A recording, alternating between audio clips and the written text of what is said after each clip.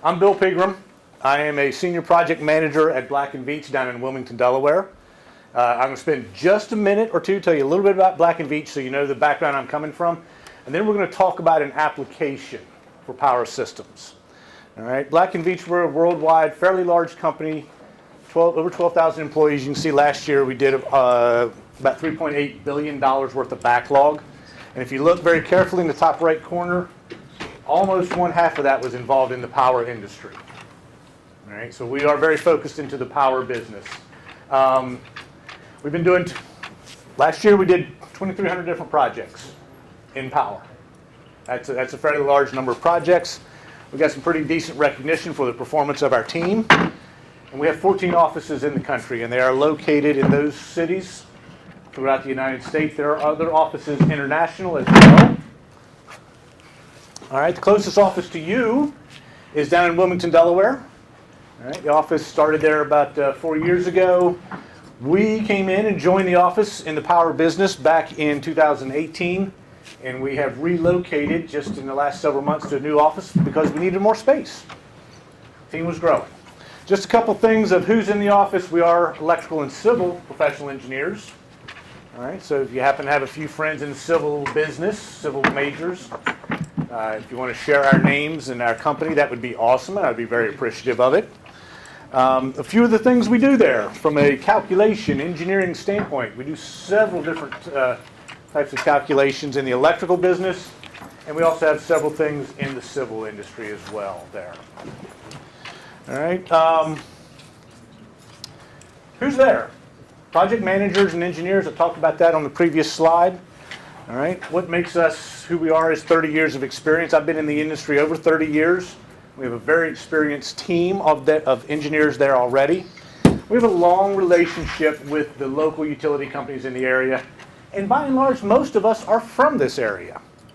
It might be Delaware, it might be Pennsylvania, it could be New Jersey, but this is where we live. So we're working with our clients in the same area that we live in, and that's an interesting arrangement. All right, what makes us different is we are an engineer of choice. All right, it's a little bit more into the industry, but most of our clients use the term engineer of choice, that we've been qualified to be one of their primary engineers to do work on their systems, and we're local. We have a local presence. So when you deal with us in the Wilmington office, all right, we're the doorway, we're the gateway into a large Black&Veatch network. All right, we do use diverse contractors. These are companies that are owned by diverse employees, diverse owners, I should say, excuse me. And there's a whole litany of those. I've shown just a couple. Some of those are local, some are in DC. And these are a few of the other Black&Veatch offices that we deal with internally that support us in our work in the Mid-Atlantic area. All right. I went with the sports theme because I couldn't come up with a better way to represent all the different locations. All right, so that's a bit of who we are and where we are and what we do. Let's spend the next 55 minutes talking about Phasor applications. All right, I'm not going to talk about the math behind phasors. We're not doing complex math on these screens.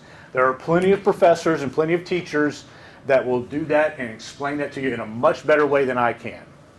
But what I am going to do is show you how we use phasors to analyze the power systems that we deal with our clientele day by day in and day out.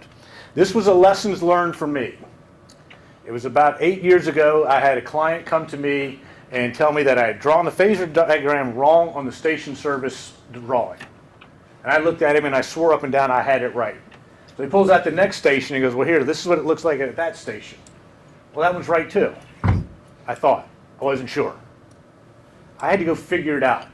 I'd been in the industry about 20-some years at that point, and I wasn't sure what the phasor diagram looked like on the station service. So I better figure it out because I needed to understand it. And thankfully, that client asked me the question, and I learned from that. So since that time, about 8 years ago, I've given this presentation maybe 25 times to other clients. I gave it to the same client who asked me the question at least 3 times. All right, it's a tool, and I'm going to show you how we use it. So what we're going to do is we're going to learn how to talk about those things. What do those mean? How do we create this? I've seen that for years. I didn't understand it. How do you create it? It's very simple. But how do you do that? To get those understandings, we're going to talk about some conventions of phasor diagrams and transformers, the rules of the road. All right? We're going to talk about a very simple analysis sequence. As engineers, I tell everyone who comes to be part of our team, you cannot possibly remember everything you need to know to be a good engineer. But you need to know where to find it. That's the trick to being a good engineer. All right? This analysis sequence is going to be 3 things, and that's it. That's what you need to know to find, and then you will be able to draw every phasor diagram correctly every single time. Just for the class, he's talking about 3-phase transformers there, and he's talking about balanced and unbalanced systems, which we'll still see in class. So, Okay. in the preview, you're going to excel in that. I will pass out my business card, and I can help with homework for a small fee. All right, we will talk about a couple examples of 2 windings, and we'll talk about YY and delta Y transformers. All right, these will be 3-phase banks of transformers. All right, we'll go through an example. It's great to sit here and talk about the theory behind it, but if you can actually see it in practice, oh, that's great. That's the way to go. Last but not least, we're going to get down and deep, and it's going to be ugly. Delta Y transformer currents. You're going to have to follow along closely with me, because that gets ugly. No other way to put it. All right, I'll give you a couple reference materials at the end. Phasor basics, couple rules to remember. When we talk about VAN, the phasor is pointed from N to A. Just exactly backwards from the way it's written. All right, I'm going to mess it up. I'm going to tell you right now, I'm going to mess it up at least 3 times tonight. All right, but that is a rule of the road. From N to A, that represents a phase to neutral voltage. All right, when we say VAB, that is from the B phase to the A phase. That is a phase-to-phase voltage. Very important you remember these conventions. The phasor rotation is counterclockwise by international convention.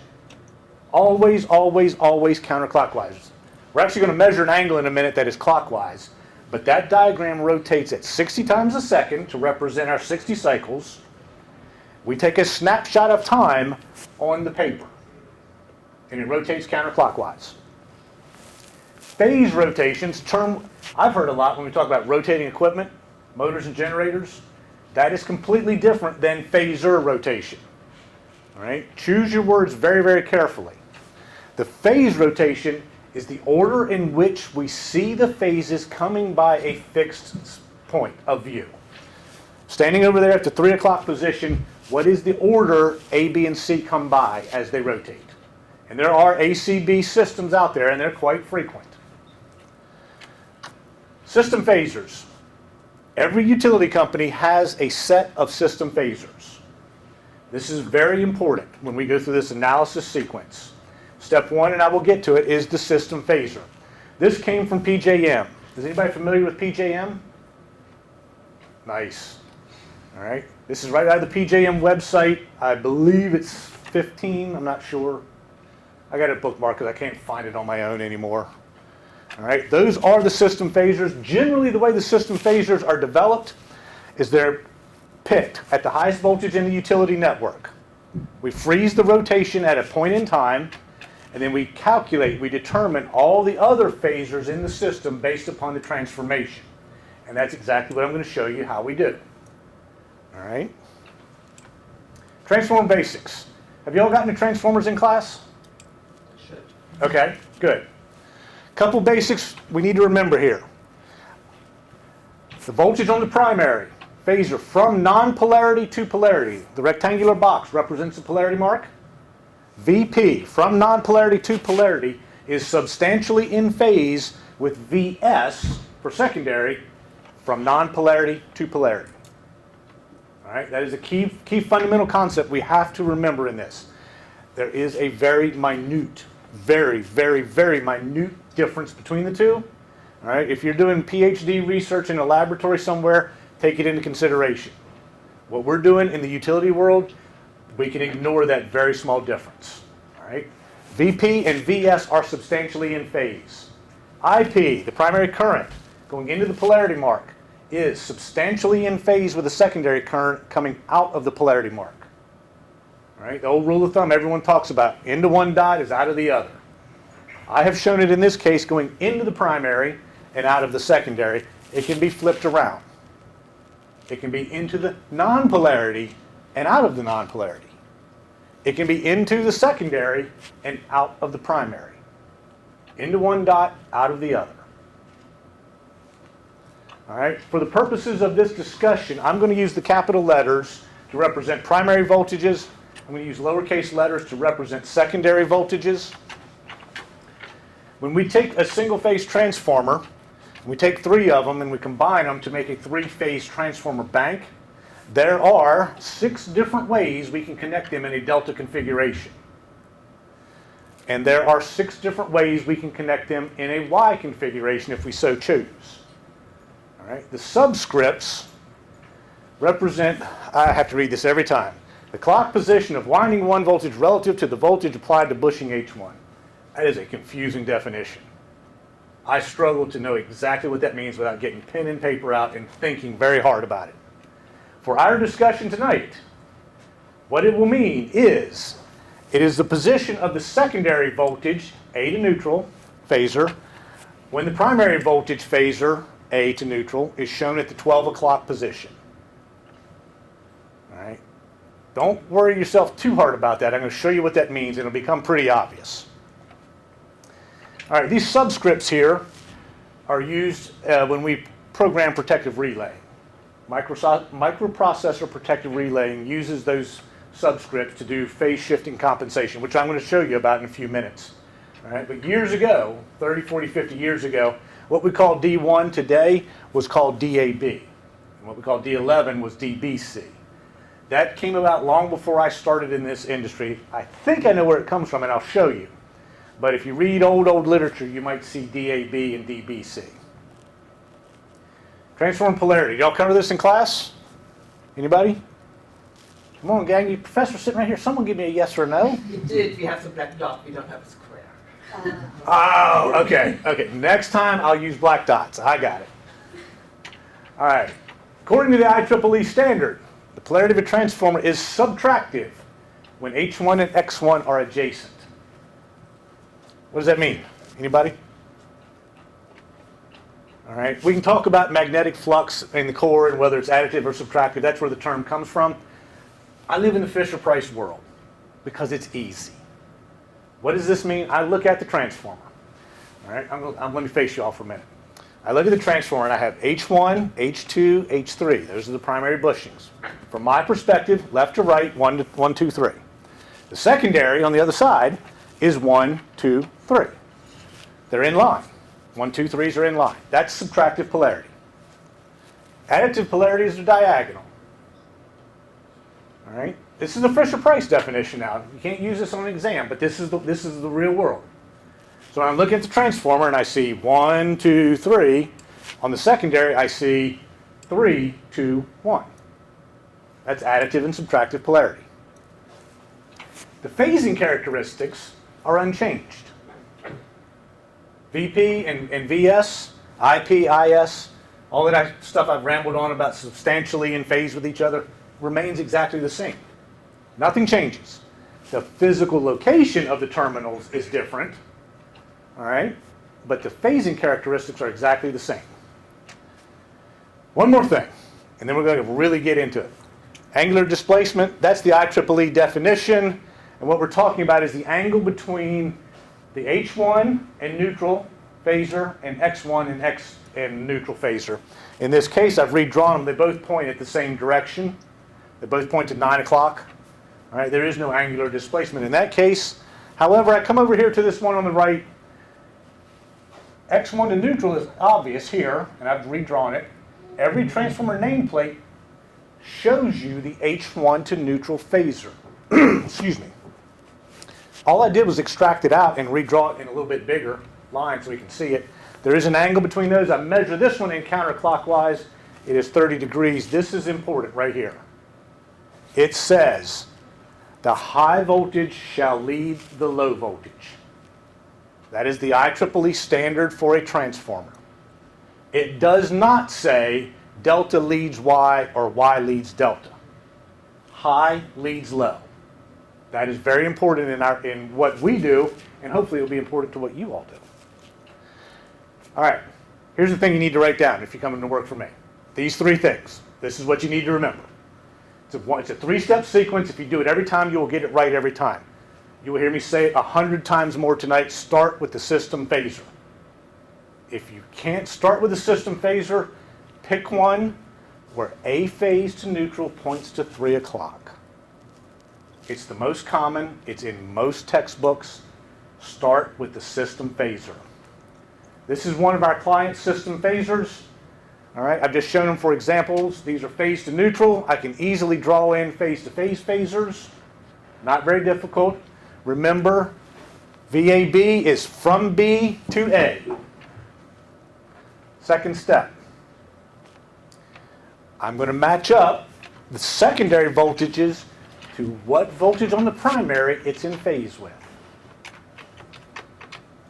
And the third step is I'm going to take my secondary phasors and I'm going to arrange them based on the connection of the transformer. That's it. That's a lot of words. We'll go through 2 examples. You will have this down pat. It is a very simple process. If you use that sequence, you will get it right every time. All right, this happens to be another client, and those are different system phasors. But look, it's the same 3 steps. Use the same 3 steps every time. Very, very simple, but it's a very powerful tool. So let's talk about that. What does it mean? All right, this is old. This is probably as old as I am or more, of a station service transformer. That's hand-drawn, probably back in the 50s. All right, what's the first step? Anybody? Come on, gang. Someone help me. I don't want to do all the talking. Start with system phasors. There it is. A to neutral points to 3 o'clock. All right, if you don't have one from your client, start with this one. Second step. Take the secondary voltage and find out what primary voltage it's in phase with. This is the non-polarity. This is the polarity. This voltage from Y to X. VXY is substantially in phase with from neutral to A. Okay? All I'm doing is going back to that slide about transformer conventions. VP is substantially in phase with VS, from non-polarity to polarity. All I did was add the subscripts for what these are labeled to. Everybody with me? All right, so what that means on the phasor diagram is VXY points in the same direction as VAN, and the orientation of the head and the tail is the same. That's what it means. Now I'm going to take the next voltage from Z to Y. So that's VYZ is substantially in phase with non-polarity to polarity, neutral to C. VYZ should point in the same direction as VCN with the same orientation of heads and tails. VCN points up at, say, 10 o'clock. All right? So VYZ should point upwards at 10 o'clock position. Now, I've drawn in the secondary ground from right there just to be accurate and thorough. But it did not change the orientation, did not change the head and tails configuration. Third step, connect them up per the diagram of the transformer. This polarity mark, the head of VYZ is connected to the tail, to the non-polarity of VXY. This point connects to that point. Don't change the orientation. Don't change the head and tail sequence. Just connect them up. What that means is move them around until they connect, until I put the points and the tails together. So I'm going to redraw it. VXY, all right, the tail of that is connected to the head of this. I didn't change the orientation. I didn't change the angle. I didn't change the head and tails. I just moved them around until I got them connected the way the transformer is connected. And you are done. That is your secondary phasor diagram. Now, this is a 2-winding transformer, so with a power transformer, you'd have to do one more. But you're done. You've just done a phasor diagram. Additive polarity, I said it didn't matter. I'm going to pick up the pace a little bit, but I'm going to use the same sequence. Start with my system phasors. From B to A, non-polarity to polarity, is substantially in phase with non-polarity to polarity, VAN. points in the same direction, same head and tail orientation. VAN points at 3 o'clock, VAB points at 3 o'clock. I just threw the ground in again. I'm going to do the same thing over here. VCN points in the same direction. That's step 2. Here's step 3. Connect them up by the way the transformer is connected. This non-polarity, the tail, is connected to the polarity, to that point right there. Just redraw them and connect them the way the transformer is connected. That is a phasor diagram. You've done 2 of them now, and you are experts. There's nothing more to it.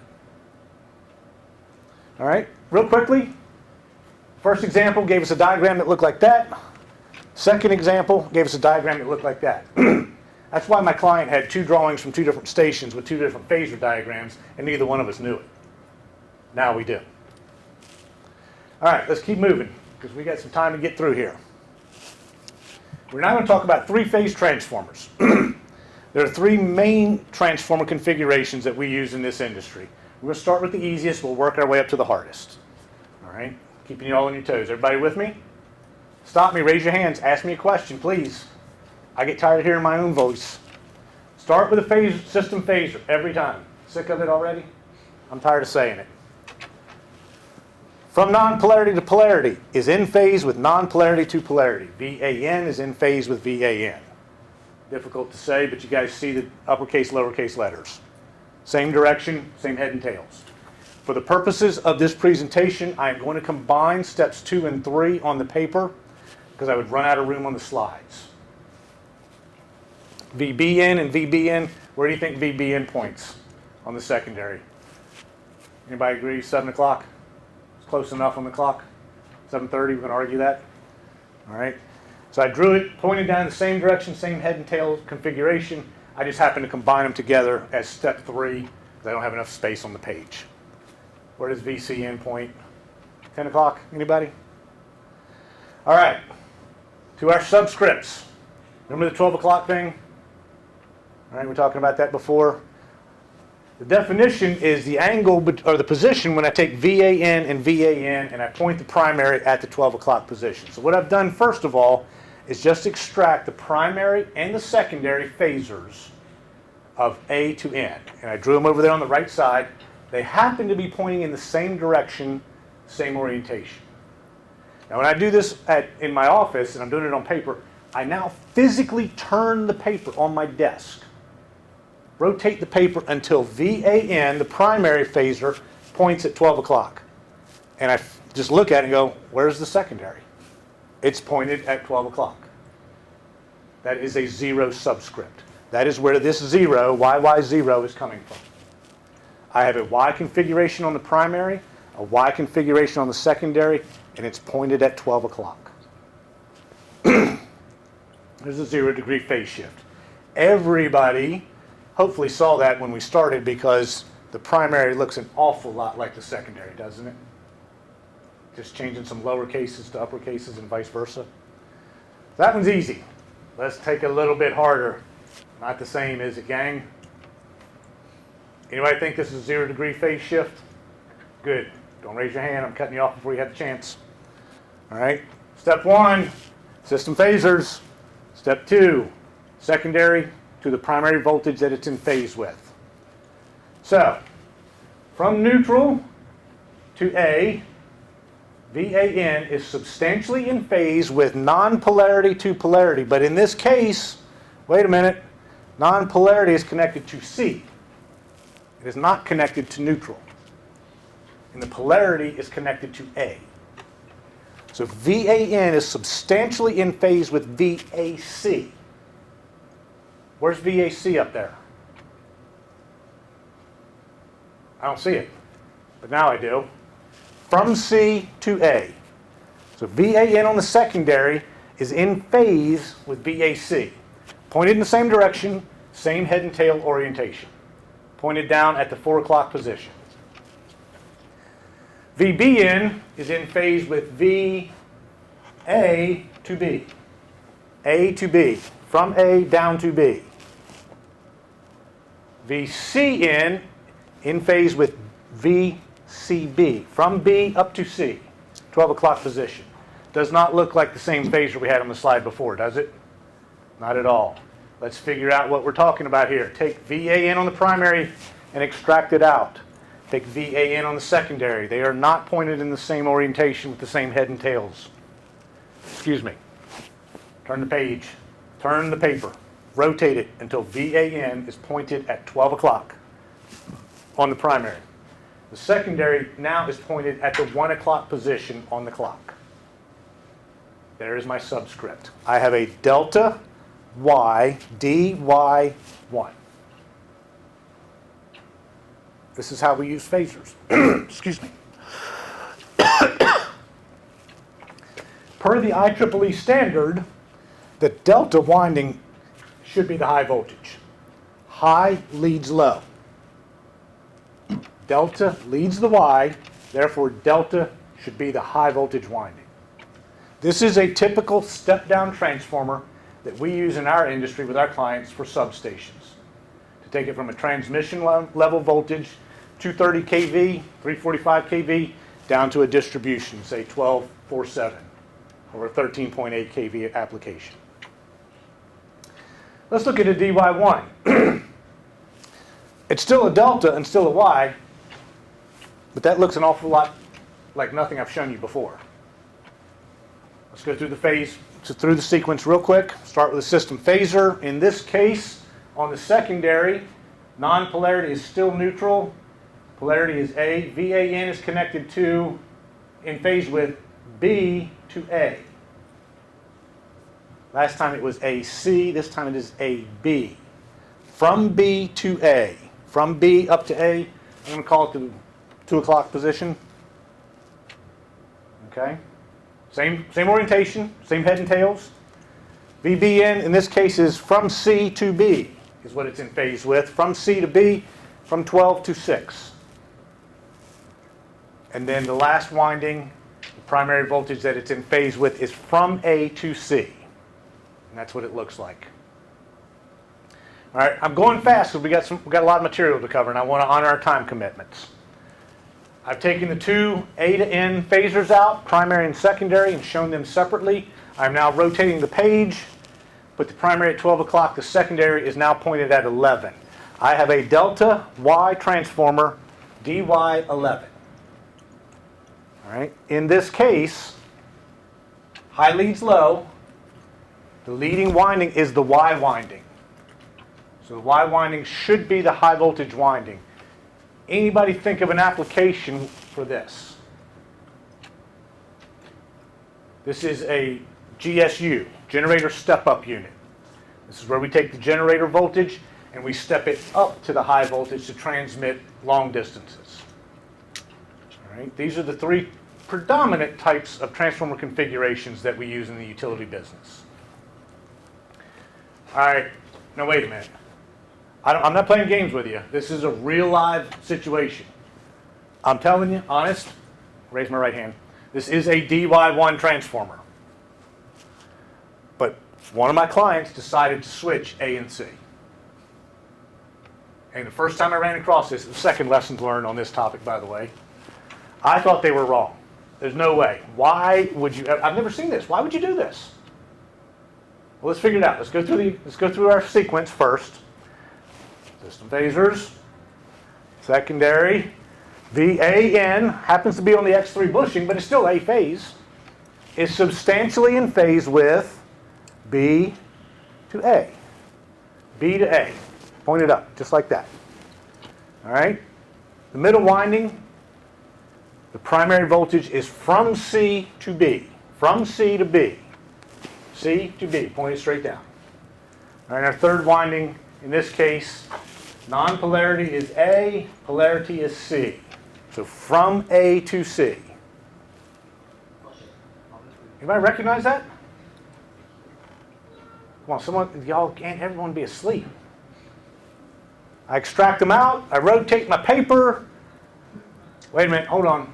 I told you it's a DY1, and I'm not playing the game with you. I didn't change it. I swear it's a DY1. Why is it pointed at 11 o'clock? Because I flipped the phases. This is a DY1 acting as a DY11. Okay, great. Woohoo! What is it? Why would you do that? Here's why they did it. Let's take, for example, a 138 kV transmission level, and we're going to step it down to 1247. We're going to use a YY0. It's a 0 degree phase shift. So the 1247 phasor should look exactly like the 138, and it does. I'm not playing games. All right, now I'm going to take the 138 and I'm going to step it down to 34.5. This is a DY1. Okay, that's the exact same phasor diagram from the previous slides. All right. What I'm going to do now, I'm going to take the 34.5 and I'm going to use that as the primary on another transformer that I'm going to step it down to 12.47. But here I'm using the DY1 and I'm going to reverse the phases. Anybody guess why? Look at that 12.47 phasor diagram over there and this one. They're the same. Now I can parallel, I can tie those two together. All right? In our world, that's firming up. If I have to take this transformer out of service or something happens on one of these circuits, I can connect the load to that circuit. I can close circuit transfer because they're in phase. I don't interrupt the power flow to my customers. They're happy. Utility company's not upset. It's a real interesting application. And it took me a while to understand that. That is a very creative way to bring things back in phase with each other. I thought the drawings were wrong, and boy, didn't go well for a little while. All right, so I had 2 lessons to learn from this. Makes me a better engineer for it, and that's why I'm here sharing those things with you. Let's move on. And by the way, please, any questions, stop and ask along the way. We're going to get into a rather complicated subject. I'll keep the pace moving quickly, but please ask. Transformer differential relays. Relays are the intelligence of the power system. A circuit breaker is dumb. It does not know anything. It has to be told everything to do. The circuit breaker in the lighting panel out here in the hallway is a dumb device. There's something inside of it telling it what to do. That's what the relay does in our world. The differential relay concept is very simple. We establish a zone. What goes into the zone has to equal what goes out of the zone. Doesn't matter if it's 1 in 1, 1,000 in 1,000. As long as they're equal, fat, dumb, and happy. Keep on trucking. All right? When they become unequal, we got a problem. Something entered the zone but didn't come out. There's a fault. There's a short circuit. Something's not right. Stop the show. We're going to figure it out. That's what the relay's telling things to do. We talk about a transformer, though, we got problems. Current coming into the primary is never the same as the current coming out. How can you possibly add those two together algebraically or vectorially and come up with a 0? It can't be done. All right. The other thing is they're not in phase. We just went through this whole voltage thing that's not in phase. How can currents be in phase when there's a 30-degree voltage shift? Well, it is theoretically possible, but work with me. It's going to be a tough challenge. All right, microprocessor relays, they handle it all. They can handle the phase shift. You can put scaling in. You can make multiplying factors. It all works out great. Life got real simple. Somewhere out there, though, there are still electromechanical relays. Things that work on magnetism with rotating dials and discs and clappers and contacts.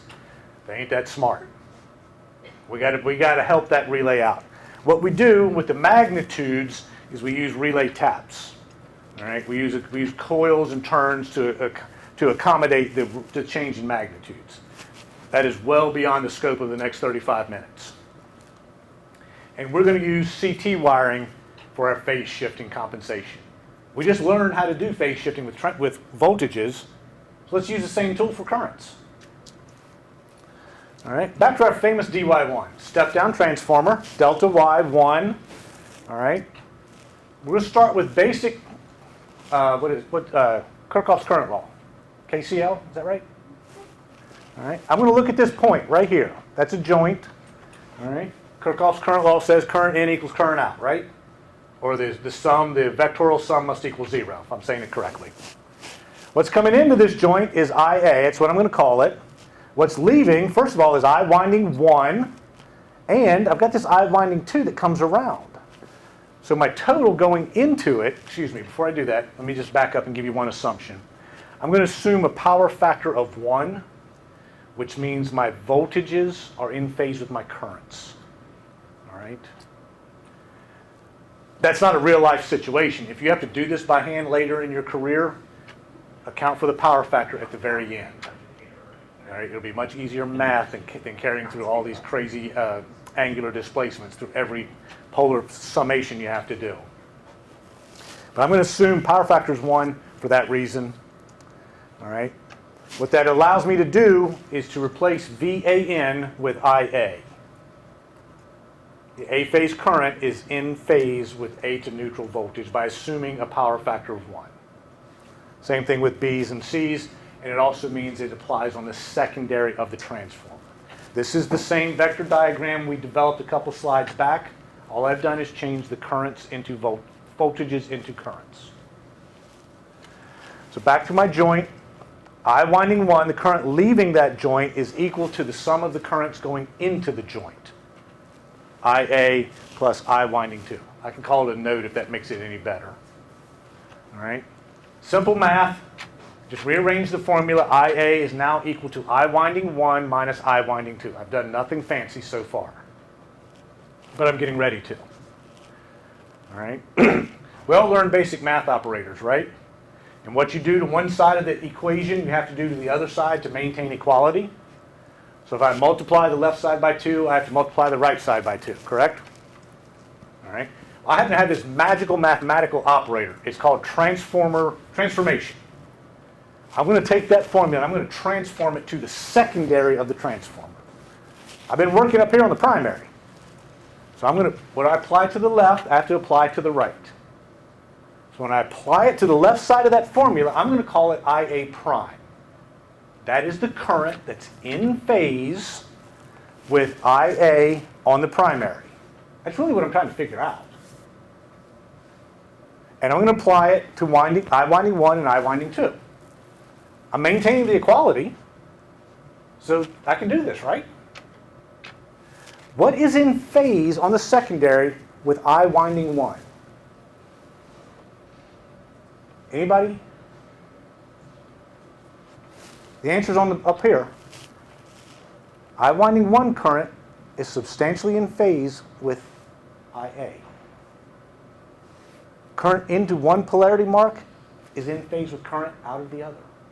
That was one of our basic assumptions and conventions. So when I transform that equation to the secondary side, what's in phase with I winding 1 is going to be IA, and I winding 2 is going to be IB. So IA prime, the secondary current that is in phase with the primary current in A phase, is equal to IA minus IB. What does that mean? A couple ways to look at this. Minus IB means I just flip, right? 180 degrees. And then I add them together. I stick heads and tails together. I chose to do it in this way. You could do it that way. We'll still end up with the same conclusion. 2 plus 3 is equal to 3 plus 2, right? All right. The other way that you can look at this, kind of the way I think about it sometimes is, I need to find a phasor on the secondary side that's in phase with IA. It's got to point in the same direction, and it's got to have the same heads and tails orientation. But I've only got these 3 sticks to work with. How can I move them around? I can't rotate them. I can flip them. I can't rotate them. How can I grab them and move them and shift them and connect them up and end up with the result that points in the same direction with the same head and tails orientation? It's kind of a geographic way to look at it, or a physical way to look at it. All right? Let's look at the second winding. I winding 2 is equal to IB plus I winding 3. I winding 2, the current leaving the node, is equal to the current coming in of IB and the current of I winding 3. Just Kirchhoff's current law. Rearranged, just simple algebraic. I'm going to apply my magical operator, transform it to the secondary. So I'm going to call it IB prime. That will be the current that is in phase with the B phase current on the primary. What's in phase with I winding 2? Current into one, in phase with current out of the other, IB. And I winding 3 is IC. All right, what does that mean? It means I can take IC, negative IC, I flip it, and I add it to IB. Okay? IB prime points in the same direction, the same head and tails orientation as I capital B. All right? Can you all imagine where the last one's going? It's not that hard to figure out now. We only got 3 of them. We did the first 2. All right? IC prime points in the same direction as IC on the primary, same head and tails orientation. That's great. Yeah, man, what? Can you explain the difference between IC prime and IC again? Because the way I see it, they're both the secondary part of their primary. Okay, this IC right here, Yeah, like that's capital C. So that's this current right here. No, I meant IC, like I lowercase c prime and then IC. Okay, Also lowercase. okay, Can you explain the difference between? absolutely. When I apply my operator, my magical operator, I'm transforming it to the secondary, but I'm maintaining what's in phase. IC prime, IB prime, and IA prime are actually what I'm trying to figure out. That's the goal, that's what I'm solving for. I'm solving for what is in phase with these primary currents. I could call it I1, I2, I3. Could call it XYZ. All right, I just made up a name and gave it the prime to be a unique identifier. That answer your question? Yeah. Okay. That's just a repeat. Those were our conclusions, and that was our concluding phasor diagram from the slide before. What does it mean? This is all great, but how do we apply this? What's going on with it? So let's take our delta Y transformer, and I've drawn in our CT connections. Can I just interrupt? I think the confusion comes from the fact that you have a minus IA with a capital, it should be small. Ah, you got me. I think that's. Except this minus IA is right there. It's taking this. You got me. It's a typo. It's a type. It's a typo. I thought I had it figured out, but you got me. Thank you. Well, 20 just wondering where the question comes from. 25 times I've given this presentation, and no one has called me out on that typo. All right. If I look at the CT connections on the secondary, they are the exact same delta connections as the primary windings. Here's the other way to look at this. We talked about my magical operator, right? That I did to both sides of the equation. We talked about having 3 phasors that we needed to add and rearrange and connect to point in the same direction. When we take this current into the primary of the transformer, we shifted it 30 degrees. So what we measure has to be shifted 30 degrees to be in phase with that. That's the third way to think about how do we get the secondary currents in phase with the primary. So let me give you a little example. This is our differential relay. The way the differential relay works, we have 2 coils, excuse me, labeled R. Those are restraint coils. And we have an OP, that's an operate coil. When we get any kind of current flowing in the operating coil, that relay is going to trip. It's going to trip very, very, very fast. All right? The restraint coils are preventing it from tripping. They're holding it back. All right? So I'm going to use a transformer that has a ratio 10 to 1. I'm assuming my power factor is 1.0, and I'm going to assume that I have a load on the secondary. So my current is flowing into the primary, out of the secondary. Those are just kind of my basic starting conditions. All right, I've picked some CT sizes that are typical and just made up some current so we can work it through. So if I have 150 amps flowing into the primary, by the turns ratio, I'll have 1,500 amps flowing out of the secondary. All right. Get that other button there. I'm sorry, one too far. All right, so I have IAS here, which is this current from the secondary. I have current flowing out here, current into one, out of the other, out of one, into the other. Okay. Everybody with me? All right. Has another question. Yeah. So you mentioned it was a step down transformer, so shouldn't the current decrease from like the primary to the secondary? Okay, I'm sorry. When I say step down, I'm referring to voltage. Oh, okay. I'm sorry. It's a colloquialism. It's a slang term. It implies stepping down in voltage, which means current would go up. Gotcha. Thank you. Excellent question. Thank you. All right. So with those currents, if this is 300 to 5. It tells me just by doing the simple ratio, the current up there is going to be 2.5 amps. All right. It is substantially in phase. A phase we chose to be at 0 degrees. So the secondary is going to be at 0 degrees. All right. I'm just working with this. This current, 1500 amps through the 2000 to 5, will give me 3.75 amps out of the secondary. Just a simple linear ratio. That's all I'm doing. All right. And my secondary currents are in phase with my primary currents. That's where the 30 degrees and the minus 150 is coming from. All right. But these over here are the currents I'm worried about, because that's going to determine whether the relay is operating or not. If the relay operates, I take the transformer out of service and I have an outage. So I need to figure out what these currents are. Luckily, this current is IAS. That's not very hard. The current flowing into this or out of this coil comes all the way around over to here, and now I've got to deal with this node. And I've got to figure out what's happening there, but I have Kirchhoff's current law. It's very simple. Current into the node equals current out, right?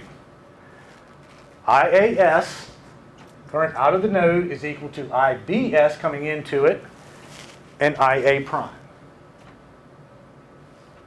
All right? I just rearranged it. IA prime is equal to IAS minus IB. Anybody seen that before? A couple slides ago?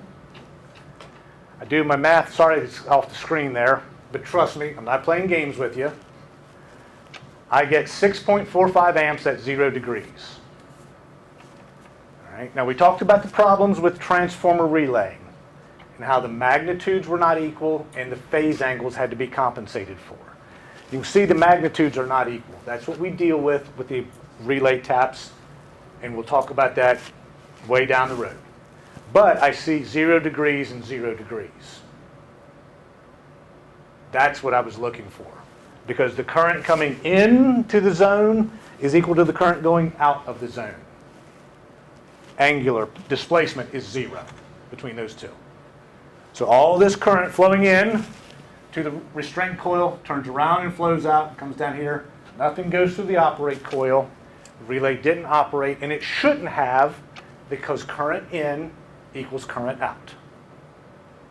So we have configured our CTs in the correct arrangement to compensate for the phase shifting of the currents in the transformer.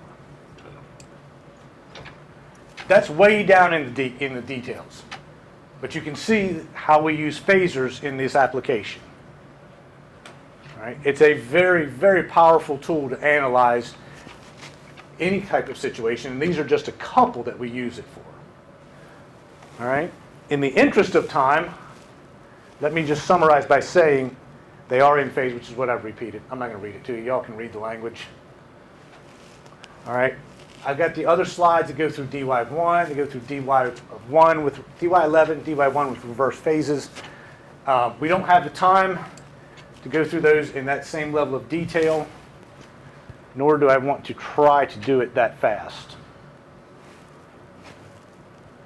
So let me wrap this up by saying a couple quick things here. For phasor applications, we did nothing fancy tonight with math.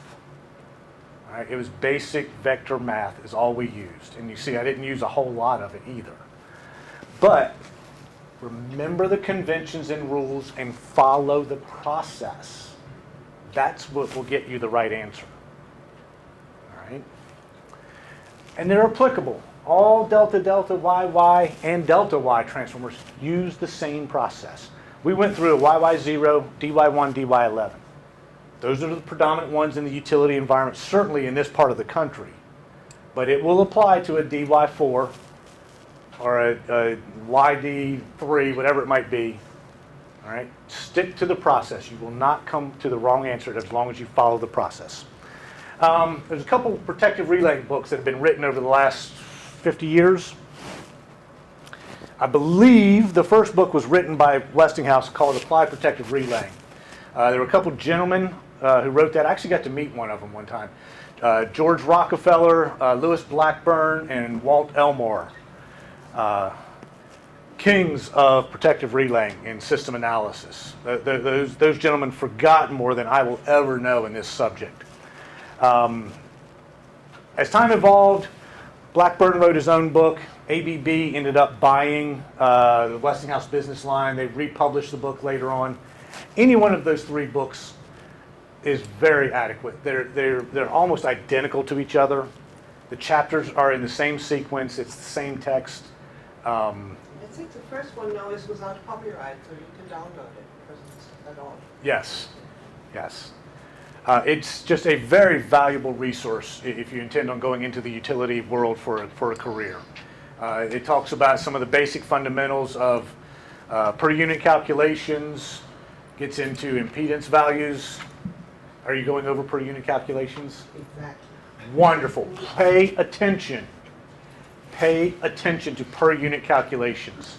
I'm going to come back to that in just 1 minute if you bear with me. But glad I invited you. There are a couple IEEE standards. I put them up there for reference. They were really back to some of the conventions we talked about in angular displacements and definitions. They're kind of handy to refer to once in a while. If you really want to understand this subject of phasors, one of those three books. Don't buy all three because they're almost identical. We talked about DY1s being really used for step down, DY11s are for step ups. Electromechanical relays, you configure your CTs in the same delta configuration as the transformer primary. You shifted it through the transformer, shift your measurements to compensate and catch up. All right? One last thing before I open it up to questions. Per unit calculations.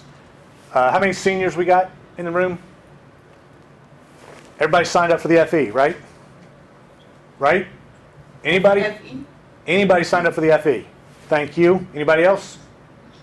All right. I don't have a soapbox, and I probably shouldn't violate safety rules by standing on the chair, but just pretend I'm up high. Everybody, take your FE exam. Take it, take it, take it. And take it now, because otherwise you have to just get out your old school books in 3 years and don't remember a thing. It is going to cover things you have learned in the last 4 to 5 years that you do not want to have to go back and try to regurgitate in your memory. Take the FE now. The reason being, that's the first step to getting a PE. Most engineering companies have a cap on salary without a PE. If you take, let's say, a 30-year career, you need 4 years in the state of Delaware to get a PE. So that's 26 years of additional income you will earn by having a PE. Take that amount of income, divide it over the hours you spend preparing for the exam and taking it, that dollar per hour figure will make your head spin right off your shoulders. I cannot stress it enough. Take the FE now. Even if you're going on, and grad students, whatever research you may think you want to do, take it because you may need a PE at some point and you do not want to have to go back. I waited 20 extra years to take my PE, and it was the biggest career mistake I have ever made. I've been out of college for 24 years and had to go take an 8-hour exam. That was not an easy exercise. That being said, I've got about 5 minutes on my clock. I will open it up. Questions. It can be questions about things we've talked about. It can be questions about the industry, the company. A question about a PE exam. Which, by the way, the reason I bring up per unit calculations, if you take the power concentration PE exam in 4 years, you will see per unit, and you will see a lot of it. Nobody's got anything? Nothing? All right. I have a question. You're not me one. Yes, It's just- difficult for you, I guess. Hey, you were mentioning that the phase shift is not perfectly, I mean, it's not perfectly in line. There's more to the phase shift for real relays or CT-driven transformers, I assume. Yes. Can you quantify that? Yes, it can be.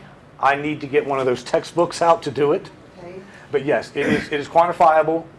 With enough accurate measuring devices, you can measure it. I see. So you would have to measure it. It's not something which comes with the device as a error margin or something. Yes, it does come. There are ratings, accuracy classes Okay. that tell you how accurate and what percentage, or it quantifies that error, Okay. which is why we have different rating classes for metering instruments to make sure that they are highly accurate for Public Service Commission uses, and we have slightly less accurate but a broader range for relaying instruments. And are you ever in a situation where you need to estimate the impedance, not measuring with open and short circuit or something, Yes. but estimating it from other measurements, so that you can fit your resistance and reactance? Yes, and the errors can be calculated. It's not generally available in standard product delivery, but you can talk to any manufacturer and their research labs can tell you exactly what the accuracy is and what the error is. By and large, in the protective relaying, for most situations, it's negligible. But when we get to some, certainly transmission line issues, where you have a lot of mutual impedances, let's Right, say, exactly. then That's those our case, yeah. those errors do become important. But the manufacturers have that information. You just generally have to ask for it. Okay, thank you. Sure. With that being said, if there are no other questions, I'm happy to answer. But if there aren't, I do appreciate the time and the opportunity. This is wonderful. I enjoy this. I will hang around for a few minutes if y'all want to have anything